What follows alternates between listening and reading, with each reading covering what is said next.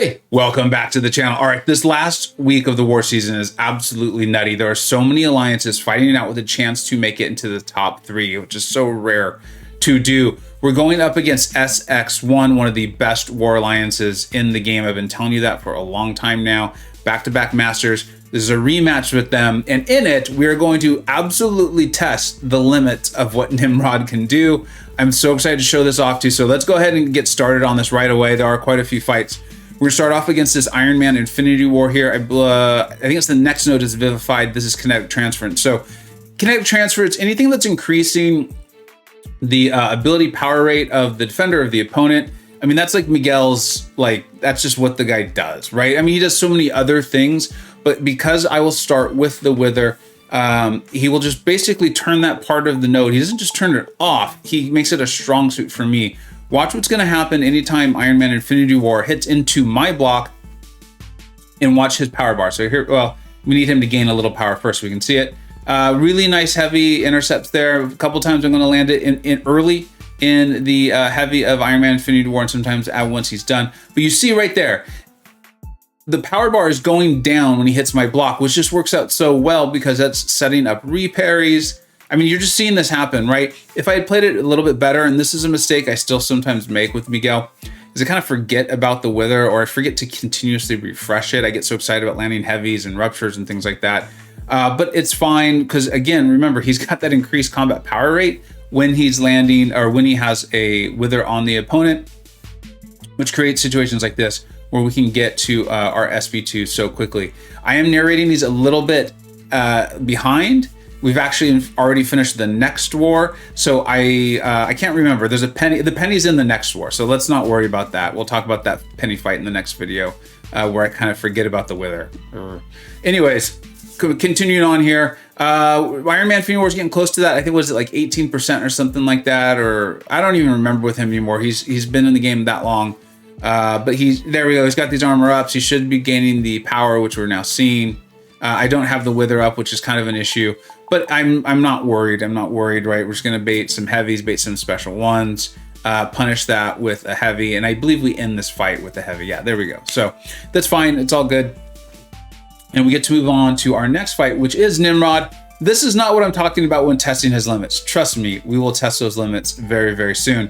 But we're moving on to this fight against DLL. What's up, buddy? Against his Strom Pyramid X. She can be really scary, right? Especially before Nimrod came into the game, and Guardian 2 in some ways, but she can still be scary, especially if you're pushing her to that SP2. Now, the SP2 of hers goes unblockable when she has 6 prowess. Well, as I've been telling you guys for 6 months now, Nimrod loves it. He loves mutants, he loves anything with a healing duration, and he loves prowess. So we're gonna make sure we get into his Blitz protocol here. I should anyways. I should end this with a combo. There we go. The other thing that's really extremely helpful is when we are in the Titan protocol and she throws a special, we place that nice power drain. When she is power drained, she loses all of her, I believe it's all of her prowess and her tempest. I don't quite recall that actually. I think it's just her prowess.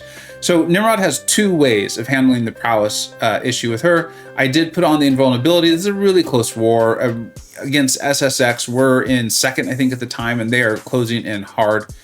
So went with the invulnerability boost, and then here I'm just going to block this because I know that I can, and I know that it's not going to be unblockable. Nimrod, like I said, he has multiple ways of handling the prowess here of Strom Pyramid X. Even though some are of the hits are glancing, it's really not a big deal. He does plenty of damage. We're 30 seconds into this fight, and she's already at what, 18-19% here, and that's with us having some glanced hits. So there you go. You see the power drain coming on, and handling her prowess. She's at 4 now. I remember there was a point where I was like, oh, I got to pay attention here. Let's not go too crazy. So I'm going to switch into the, you saw I switched into the Blitz protocol there by landing that 5th light, just to make sure we did not let her get to 6 prowess and 2 bars of power. That's when things could have gone a little sideways. This fight could have been a little bit cleaner, but it was good enough. You know, we're a minute in, and I think this SP2 is going to finish her off for us. So that was good. That was great. Yeah, this war in the beginning was very back and forth. It was like each alliance, to borrow a phrase from my buddy Slay in his video, it was almost like we like our first matchup. We were like, no, you guys take the lead. And we're like, no, please, we'll die a bit and give it back to you. And then at some point, one of the alliances just decided they were done doing that game. I want to talk this through though with you. Look at the look at the weaknesses that we are going to get on ourselves. Additionally, King Groot, I don't know if this is intended or a bug. I've heard different interpretations of it, but he is going to continuously be shrugging any debuff I put on. I thought about using anti-venom, but without the debuffs, no good. Without the debuffs, Miguel, not so good. These weaknesses are going to stack massively. So he did a lot of duels. This is obviously not a mutant, and there is no prowess. But he does have heal, and he has a heal duration, and his heal can really get going, which was a big part of my concern. My biggest concern here was timing out. So here was the plan.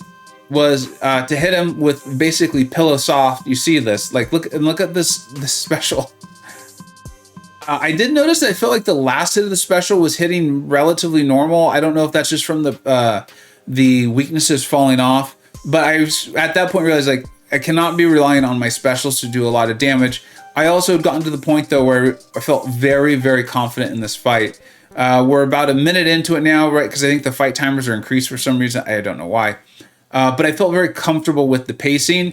And once I started getting my protocol charges going, I knew this fight would speed up for me a little bit.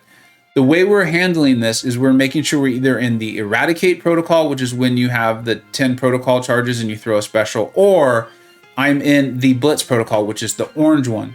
All I have to do is hit King Groot while he's healing. You'll see multiple times we will get rid of the heal even just by hitting into his block. This is not what Nimrod's meant for. This is so far outside of his comfort zone and what you ideally are using him for. And he still handles this like an absolute boss. There it was right there. I didn't even have to hit King Groot. I didn't have to land a comboed hit. Let's put it that way. All I had to do was hit his block. We got rid of it. And not only do we get rid of it, but we replace it with a passive shock. Not a massive one, but enough. And we're going to get this fight down. I think we're going to get this fight down with like about 1.5 to 2 minutes left. Handling a pretty big, beefy King Groot who heals, right? So we're having to time that. That is the one thing that I did have to go in duels, making sure I did everything I could to stay in the blitz protocol as much as possible, right? Because we're not getting anything that's ramping up our protocol charges so we can stay and eradicate longer and longer. But if I did that, just keep landing those SP2s, try not to run into too many of those heavy attacks, then we'll be absolutely fine. I was so impressed with Nimrod. You guys know, I've been saying for 6 months how much I love this guy. I feel like he is an excellent champion. If he came out 3 years ago, he would have been amazing. But he is so well suited for the game in its current state. For the defenders, the nodes, that sort of thing, he is just so well suited for it. And I dare say, I really think he's only going to get more valuable just because prowesses are still relatively new as far as how much we're seeing it. So I could just see it in more and more things. I'm using him a ton in 7.4, handling bosses, nodes, lanes, mutants, not mutants. I just can't speak highly enough about him. I'm glad to see so many people taking him to rank 4 on my Discord server, online chats, on Twitter. It's just cool, man. I really love this champion from the get-go, and he just keeps getting better and better. So there you go. And you're seeing it. I'm doing what I can to throw my SP2 that we're either going to be in the eradicate protocol or in the blitz, right? So we get those nice passive shocks. This fight will take a few seconds longer. Obviously, you know, there are timestamps in the description. If you want to move on to the next one, I completely understand. It did take a while, but I loved it. I actually had fun in this fight, just whittling down this massive, massive tree, man. And I guess king. It's king of trees. With my robot, it was just fun. It was just absolutely a blast. Going in, taking a fight that I did not have like an ideal counter for. But that we knew would get it done as long as I just played smooth, slow, and got it done. I think this one will probably do it here. 9 weaknesses. See how much harder that last one hit? It probably crit, which is part of it. But there we go. Nimrod, dude. Nimrod. Absolutely a monster killer. Monster and a monster killer. All right, now we're back to all Miguel all the time, just dominating these mystics and their foolish attempts to gain power. So we've got Rich Get Richer, Buff and Balance, Divine Barrier, which Miguel obviously will not care about. I often like to land I like to back up and then land a parry and then a heavy. I found, even still, I found that often if I miss that initial parry right off the bat, it just sets a bad tone and on a defensive kind of like mentality of the fight. I don't like that. So I'd rather just back up, parry, land a heavy, and then get that going. Landing the heavy lands the rupture anyways, which is, again, just continuing to help with ability power rate. I mean, you see what's happening here with Tank. What's up, Tank? I have so many buddies in SSX. They're great players, great guys, and it's fun to go up against them. So here we go, and we're just gonna get to another SB2 if we can. If he wants to go super defensive, that's totally cool. We'll hit into his block, get the ruptures going. You saw what the SB2 is doing there. And I think it was around now, I don't remember specifically, but I think it was around now where we had a few more deaths and SSX took the lead, and they really just maintained it. Like the war was in striking distance. I don't remember what the final score was, but we were only like 2 or 3 deaths behind. So, you know, it was definitely in that territory of do your boost, do your duels, make sure you get these fights down. This fight with Mojo has become not the easiest fight on the map for me, but it's definitely one I know like the back of my hand. You know, the back to refresh the timer, and then a parry. I still like to go in and play aggressively though. I enjoy playing with Spider-Man, just kind of bouncing around the screen and annoying these mystics here. It's a lot of fun. It's just really, really fun. And then remember, we've talked about this. The biggest issue with this node is remembering that the defender will go indestructible when you get to your SP2. So take your time with Mr. Negative. I always bring that up because you've seen me take this fight with Mr. Negative so frequently too. You can throw your SP2 in the duration of the indestructible if you really want to, because so much of the damage is coming after the SP2 itself. But it's still not a good idea. You've got the fight in under control. No reason to do anything silly and jeopardize it. And then this fight, again, I don't know, we're on War 10 here. You've probably seen me take this fight 8 times. It's fun. It's a fun fight. It's really nice to have it down so well now. I always say, you know, there's a rank 4, 6200 Miguel. So, you know, the damage and things like that, it's a little bit different. So when I'm talking about knowing like the back of my hand and things, like keep in mind, I've got a rank 4 6200 here. So if you're going up with a 565 or something like that, results may differ and you want to treat it a little bit differently. But ultimately the strategy is totally the same, right? If they go defensive, that's fine. You hit into their block, and when they come at you, it's an opportunity to pause your debuffs that you have on. If the global gives them the unstoppable, like it does right here, that's a nice opportunity to just pause your debuffs. That's cool, man. That's totally cool. Miguel does not need to rush fights. It's really, they did such a great job with him. Here we go. I should pay, yeah, good. I paid enough attention to the global timer. You can see it moving down, which gives him a 30% chance to go unstoppable.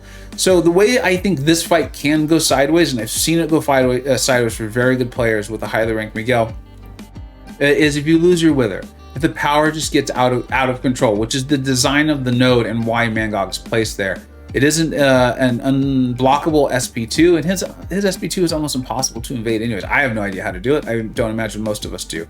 And so I could see that becoming a real problem. So you want to make sure you've got your wither up. You want to make sure you're refreshing it. Do not end. I still don't like to end in full combos, right? My combo, I don't like to end a 5-hit combo because that's just increasing his rage stacks, which is increases his ability to, or chances of going unstoppable, unblockable. That's happened to me in a fight. You know, stay calm. It'll eventually run its course, or you can interrupt it with a special yourself. But why take these risks, right? Why force that if you don't have to? So there we are. We've got the wither on. We're going to keep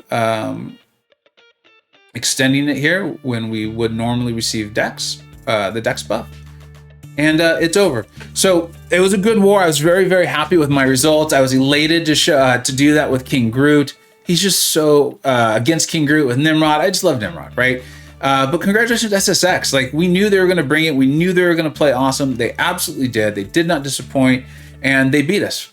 I mean, they're a great war alliance. This is how it's going to happen. So we're tied up with them on the season, and I know for a fact they have themselves within potential of getting top 3. So congratulations, Captain Bo and Toffrey Chaos, and I have to say congratulations to my buddies DLL, Campo, and Nerd over there, and so many other friends, Slaymon, Work, I mean, Meta, Strands, the list just goes on and on with how many people over there I respect. Oh, people I respect. the leader, Rob. Like, there's more and more. I'm like, I should probably say the whole alliance. I'm sorry for anyone I forgot, but you know, I love you. And then thanks to our MVPs, Mad Cat, just continuing to crush it this season, Karate Mike and Wheeler.